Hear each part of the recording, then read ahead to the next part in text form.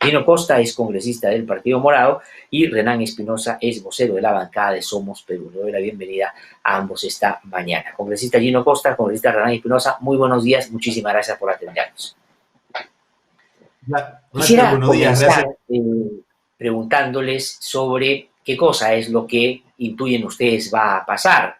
Me imagino, después de haber sucedido lo que pasó con Pedro Cateriano, han tenido entre bancadas que conversar cuál va a ser la posición que van a tener frente a la nueva propuesta del presidente en la conformación de su gabinete. Como está Gino Costa, ¿cómo siente el ánimo? ¿Cree que le van a dar el voto de confianza? Y en todo caso, para que este pueda darse desde las bancadas, ¿qué cosa es lo que tendría que cambiar de manera significativa frente a lo que proponía el señor Cateriano para poder tener una mejor relación con las bancadas y ojalá con eso ya puedan empezar a trabajar firme en los problemas del país? Buenos días, Glatzer. Un saludo también para mi colega Renan Espinosa. Mira, el gabinete es muy parecido al que acompañó a Cateriano. ¿Qué cosa tendría el Tolo? Es un primer ministro muy distinto, con algunas ventajas frente a Pedro Cateriano en el sentido de que viene siendo un protagonista importante en la lucha contra la pandemia desde el Ministerio de Defensa y como, digamos, líder de las Fuerzas Armadas que han jugado un papel y juegan un papel importante desde el punto de vista logístico y desde el punto de vista de la seguridad en la lucha contra el coronavirus.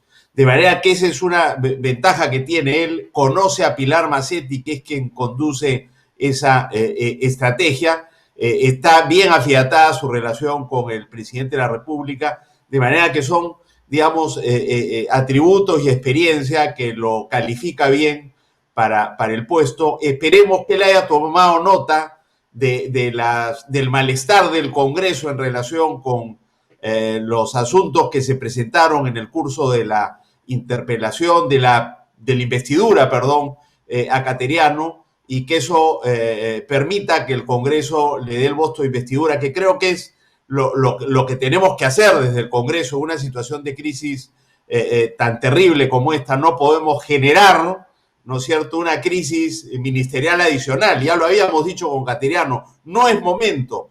Si no nos gusta el gabinete, tenemos el derecho a la crítica, a la fiscalización, al control político, a que se vayan corrigiendo, a través del diálogo, hacer saber nuestro malestar, pero no es momento de estar generando más problemas de los que ya tenemos. Yo insisto en eso y espero que eso sea razón suficiente, Glatzer, para que se le dé el voto de investidura y se inicie una nueva etapa, ojalá a través del diálogo. Creo que lo que ha estado faltando, lo dijimos con el gabinete Ceballos, insistimos cuando fue Cateriano, tiene que haber una política de diálogo entre el primer ministro y sus ministros, la mesa directiva y sobre todo las bancadas del Congreso, para encontrar puntos de encuentro, de consenso y de entendimiento y saber en qué no estamos de acuerdo y manejar las diferencias de mejor manera. No ha habido ese diálogo hasta ahora y eso explica, digamos, la difícil relación marcada por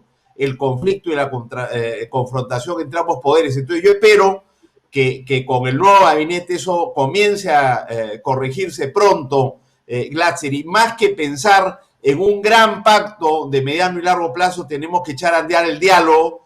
No importa que no haya acuerdos formales, pero sí tenemos que sentarnos alrededor de una mesa, como digo, para mejorar la relación entre ambos poderes y empezar a trabajar juntos, cosa que no ha venido ocurriendo.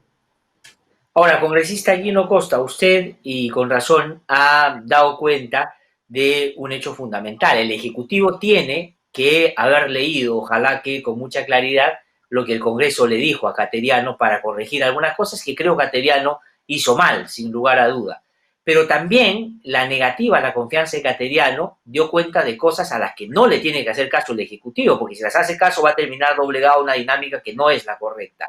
La pregunta que le quiero hacer sobre eso es lo siguiente, porque esto no se da en un papel en blanco. Hay, por ejemplo, encaminadas 2 interpelaciones a ministros de este gabinete, el de Educación y y la ministra de Economía. Y algunos de sus colegas parlamentarios, una ayer dijo a través de un medio de comunicación que iba a revolcar a la ministra, lo que en la práctica significa pues arandearla para votarla, y otro que es el señor Luna Morales, que ha dicho que si es que no se adecua a lo que ellos están planteando, van a proceder o van a plantear inclusive su censura. Pero también han habido otras voces que después han sido desestimadas por Acción Popular, que dicen que hay un sector que podría estar inclusive pensando en la vacancia del presidente. Son temas también que va a tener que calcular y calibrar el presidente del Consejo de Ministros, porque esas personas están todavía en el Congreso de la República. ¿Cómo ve en ese ámbito lo que puede proyectar el primer ministro en este momento? Es un escenario sin duda difícil, pero de lo que se trata es de, a través del diálogo, encontrar esos puntos de encuentro que permitan, ¿no es cierto?, forjar un mínimo de estabilidad en estas relaciones. Yo creo que eso es posible. Las posturas extremas, ¿no es cierto?, son, creo yo, minoritarias. Y lo que hay que construir entonces es una coalición, digamos, que permita, como digo, el diálogo, el entendimiento y aprender también a discrepar.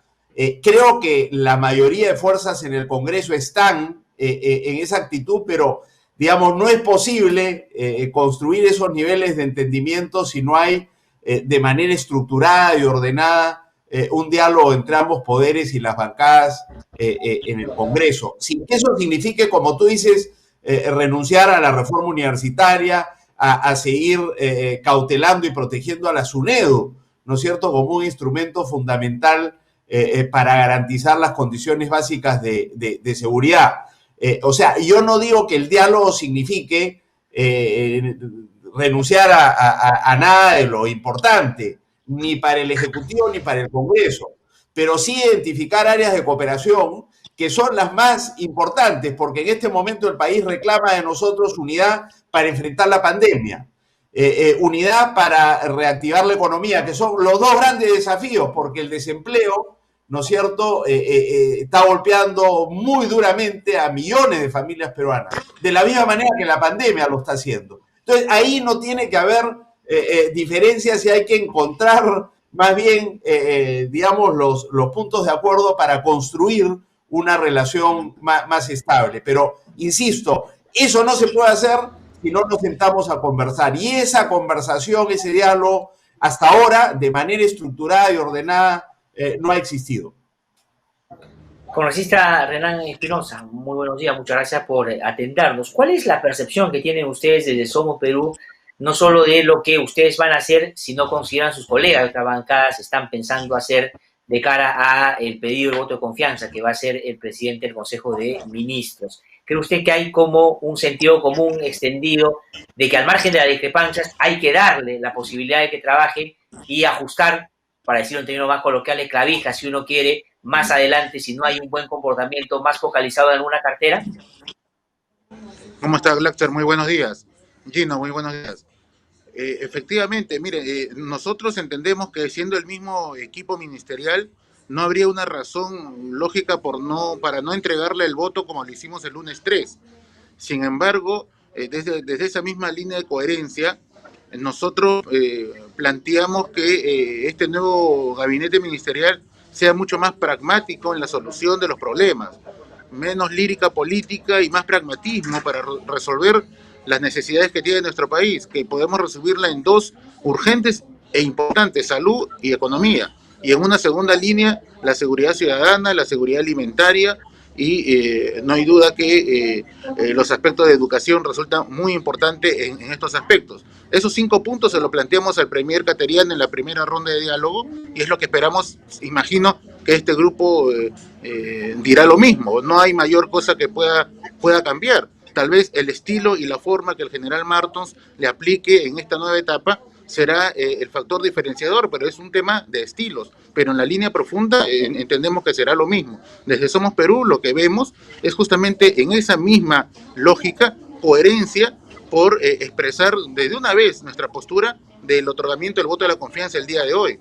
No tenemos por qué no dárselo, porque no hay ningún motivo, nuevamente, por qué recriminar. Cualquier posibilidad de cuestionamiento a algún ministro, ahí están todos los estamentos para poder hacerlo, como interpelaciones, como censura.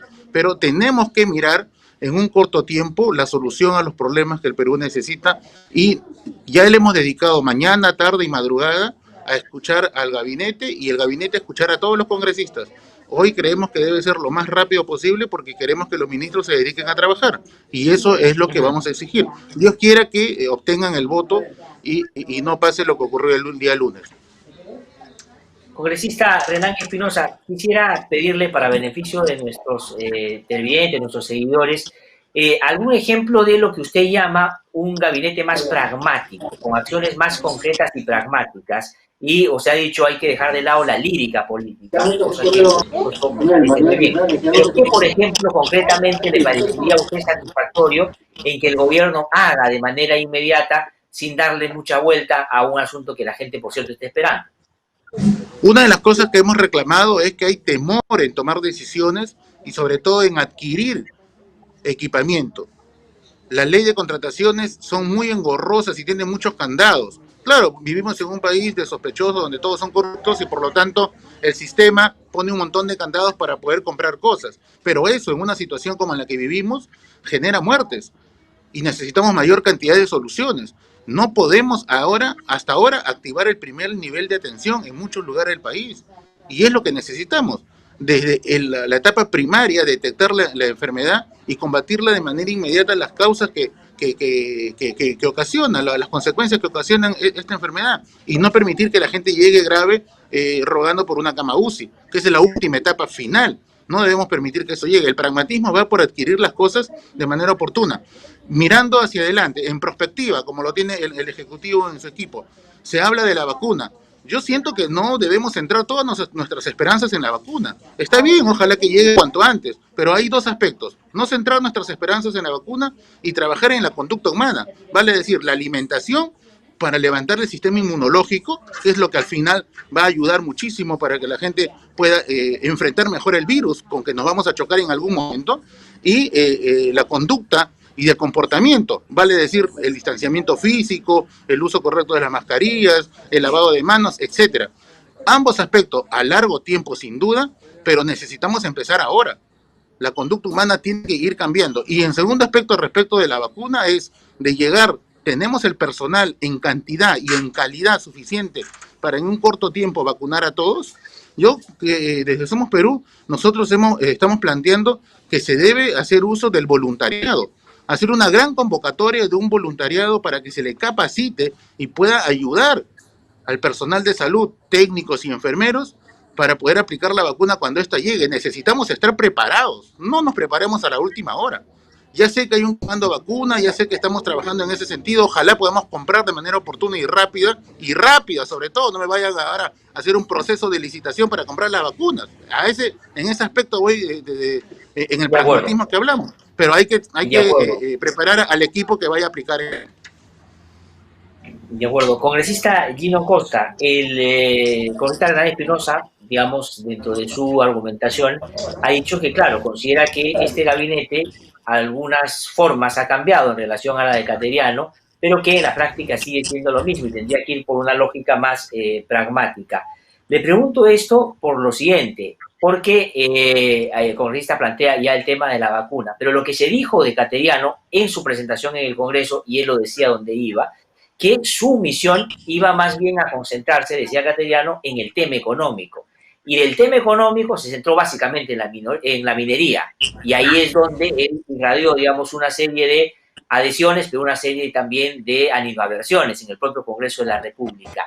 ¿Qué tiene que cambiar en la manera de cómo se tiene que equilibrar salud y economía? Porque ambas cosas, como dice el congresista Renan Espinosa, son fundamentales. ¿Cómo hacemos para que este gabinete garantice las dos cosas?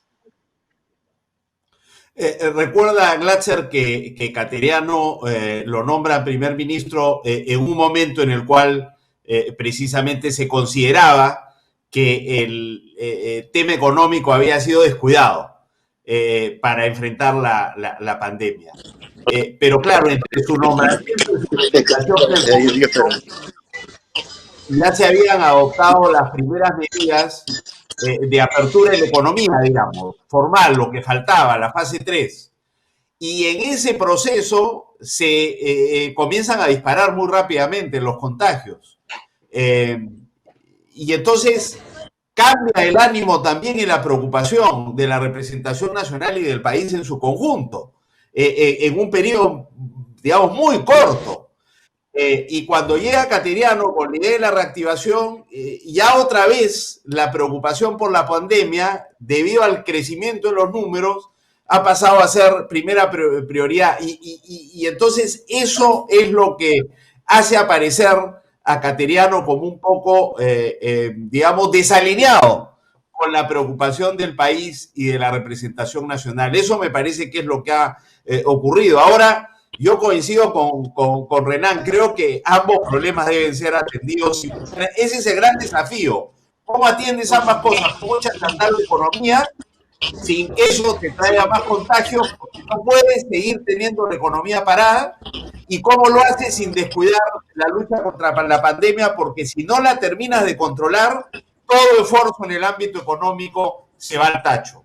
Ese es el desafío para el gobierno. Hasta ahora no ha podido. Ahora, lo que dice el congresista Costa, lo que dice el congresista Renan Espinosa es que la lucha contra la pandemia en el ámbito de la salud tiene que inevitablemente vincular al tema alimentario y por lo tanto fortalecer la agricultura. Él está diciendo que tiene que ser parte de la misma respuesta, porque si se pone la discusión en términos de minería o agricultura, como si la agricultura o la alimentación no tuvieran que ver con la lucha contra la pandemia en términos de salud, hay un error porque la minería, por el impacto que tiene en materia económica, puede parecer que pesa más. Eso me parece que Renan Espinosa lo plantea más bien de esa perspectiva. ¿Está de acuerdo?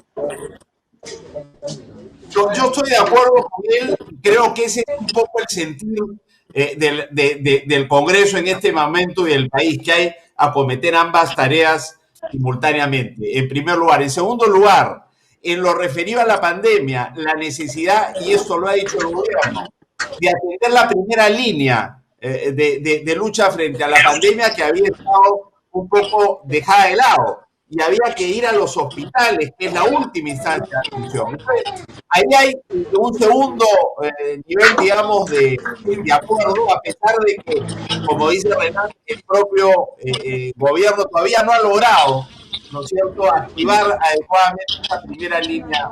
En tercer lugar, yo diría que la activación de la primera línea tiene que ver sobre todo con las medidas preventivas para frenar los contagios. Y eso tiene que ver con nuestra capacidad de hacer pruebas, buenas pruebas, las pruebas moleculares, y de procesarlas rápido. Hoy día hay solo 1 o 2 lugares donde se procesan las pruebas moleculares y por eso el trámite es lento, pero hay 12 o 13 instituciones a nivel nacional que han ofrecido sus servicios para poder hacer ese procesamiento. Eso es fundamental, Glatzer, porque en la medida en que tengamos bien identificados los lugares de contagio, las personas contagiadas, y hacer un seguimiento de esos contagios y garantizar cuarentena estricta en ellos, es que vamos a poder frenar esta pandemia. Entonces, me parece que en la estrategia sanitaria, ese es un asunto que hay que conversar con la ministra de Salud y exigirle, ¿no es cierto?, haciendo un buen seguimiento, que eso tenga éxito, porque de eso va a depender de que frenemos o no digamos, la expansión del coronavirus. Ahora, en lo económico, 2 cosas que me parece que son preocupaciones de la representación nacional.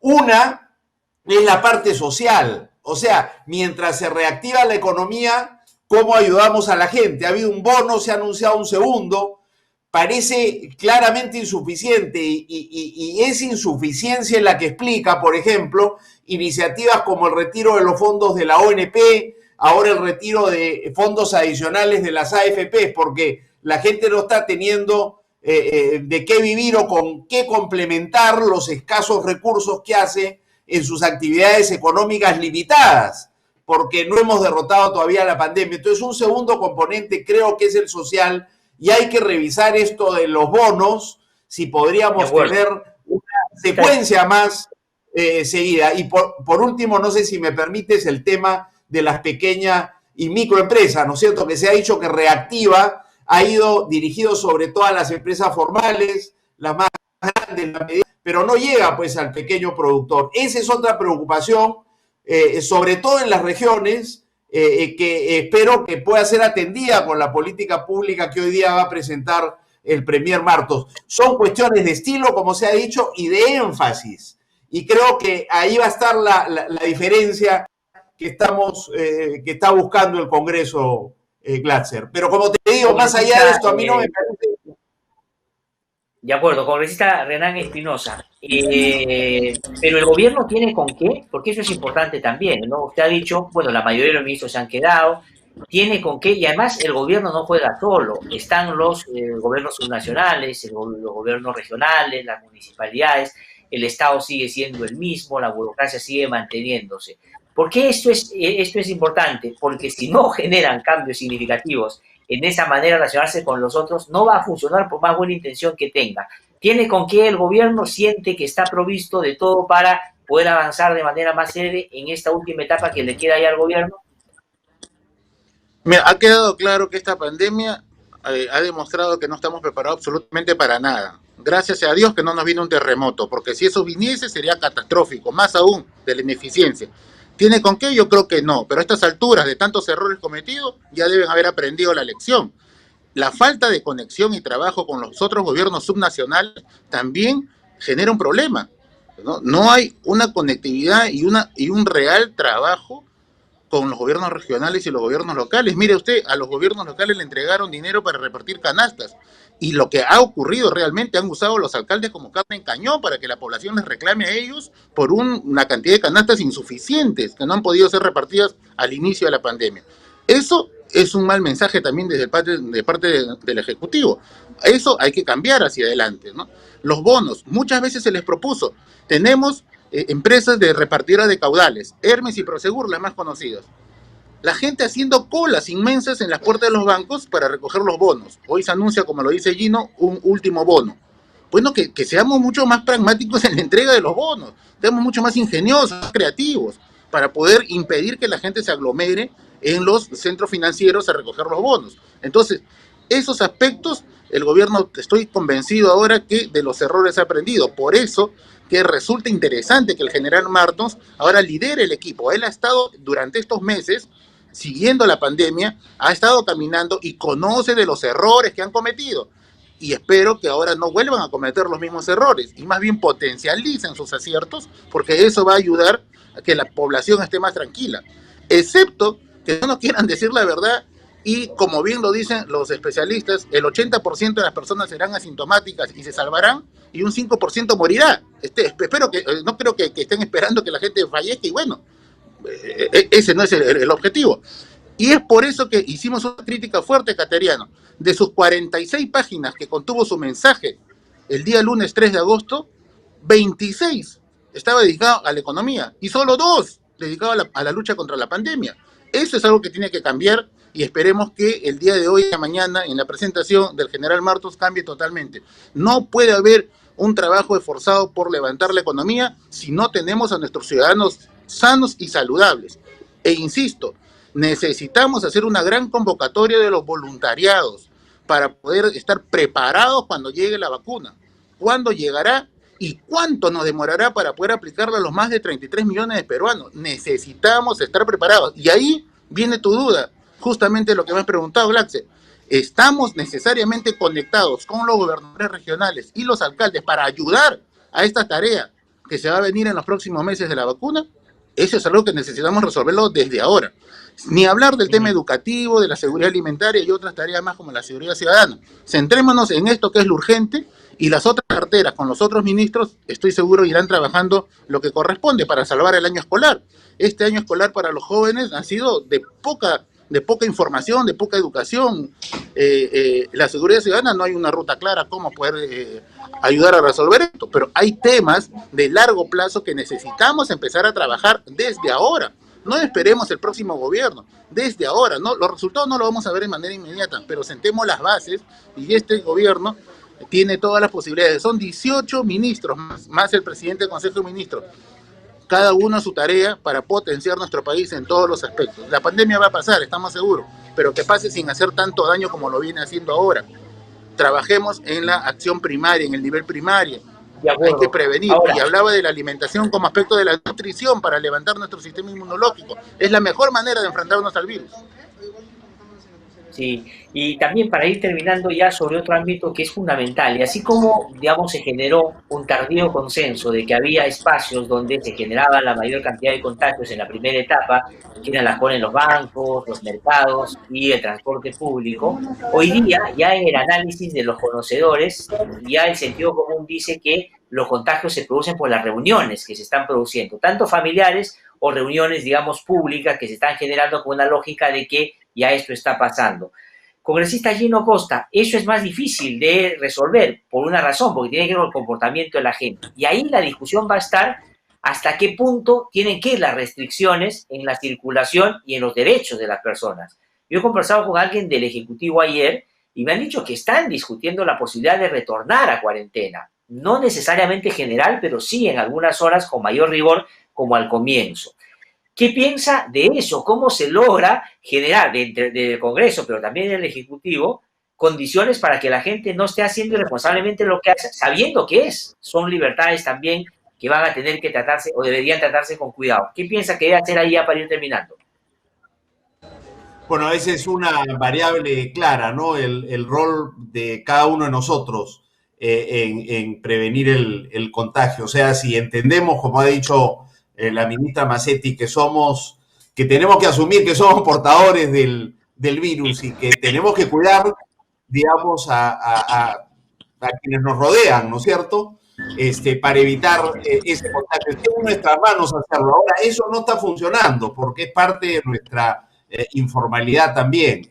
¿Qué hacer al respecto? Insistir y quizá poner un poco más de énfasis y de recursos en campañas publicitarias que nos recuerden esto de manera más continua, porque en efecto, si eso funcionara bien, entonces no hay forma de que se propague el virus, porque somos nosotros quienes lo propagamos. Y ahí hemos estado fallando también como ciudadanos. Entonces, invocar a la responsabilidad, pero esto quizá acompañado de una mayor, digamos, uso de recursos destinados a campañas públicas, que si están bien enfocadas, pueden ser muy eficientes. Y por supuesto, acompañado de otra área del esfuerzo de abrir la economía, pero que son necesarias hasta que no controlemos la pandemia, que es otra vez la cuarentena por lo menos focalizadas, otra vez el toque de queda más extenso, etcétera. Yo creo que son medidas inevitables, pero que corren de la mano con la responsabilidad ciudadana, ¿no? Que es lo que está pasando.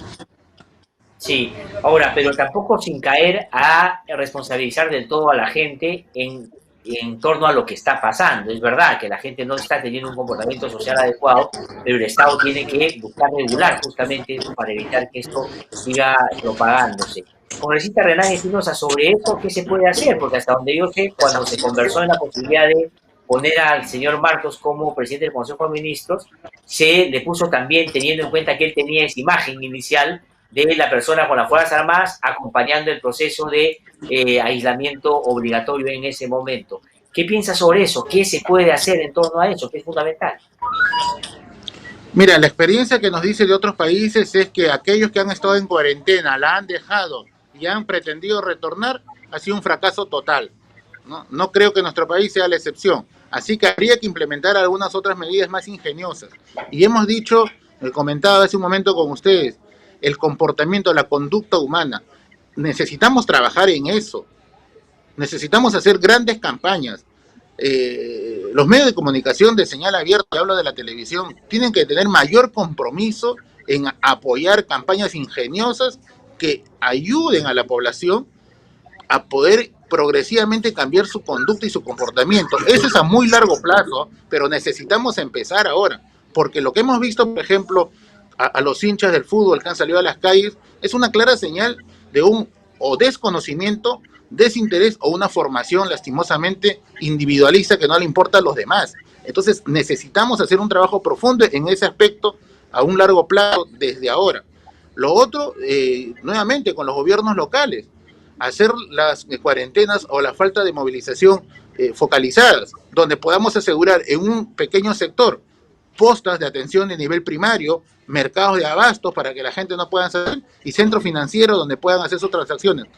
Lograr que la gente se movilice lo menos posible, porque hoy en el transporte público que se está dando la gran cantidad de contagios también, donde haya gente, mercados, transporte público, centros financieros, reuniones, fiestas, eso es importante. No hagamos que la gente aprenda con el golpe, porque los que tienen familiares y amigos fallecidos son los únicos que están aprendiendo a cambiar su comportamiento, porque el golpe les enseña. No hagamos que eso ocurra, hagamos el esfuerzo desde todos los niveles del Estado de gobierno para poder trabajar en un cambio de comportamiento humano. Y nuevamente, insistir, la nutrición son cosas que no vemos como enseñanza. No sabemos cuántas kilocalorías debemos consumir y qué tipo de alimentos estamos consumiendo, que lo único que hace es disminuir nuestro sistema inmunológico. Lo dije hace un momento, estamos centrando todas nuestras esperanzas en la vacuna y no creo que sea necesariamente lo único que debamos hacer. Necesitamos fortalecer el nivel de nutrición para fortalecer nuestro sistema inmunológico. El virus no se va a ir. Algunos dicen el 31 de diciembre ya acaba todo y el 1 de enero es otra historia. Por favor, esto no va a pasar así. Va a seguir perjudicando a muchas personas. Y lo único que sabemos del virus es que no sabemos nada. No se sabe si las personas que ya se han infectado se pueden volver a infectar. Eso es, la ciencia no nos da una respuesta respecto a este tema. Así que, por favor, necesitamos apuntalar desde ese punto de vista y nosotros vamos a insistir con el voluntariado porque hay que trabajar y preparar a un gran equipo de personas para empezar a ayudar a aplicar las vacunas cuando estas puedan llegar. Congresista Gino Costa, congresista Hernán Espinosa, muchísimas gracias por habernos atendido esta mañana. Está claro, entonces vamos a ver si el debate en el Congreso va en el interés de estos temas que ustedes con razón han planteado esta mañana. Y ojalá, digamos, la idea es que sigan trabajando en una relación, ojalá, más armónica de cara a resolver los problemas que la gente está demandando hace tiempo. Muchísimas gracias, muy amables. Gracias. Que les vaya muy bien, muchísimas gracias. Ha sido el congresista Gino Costa del Partido Colorado.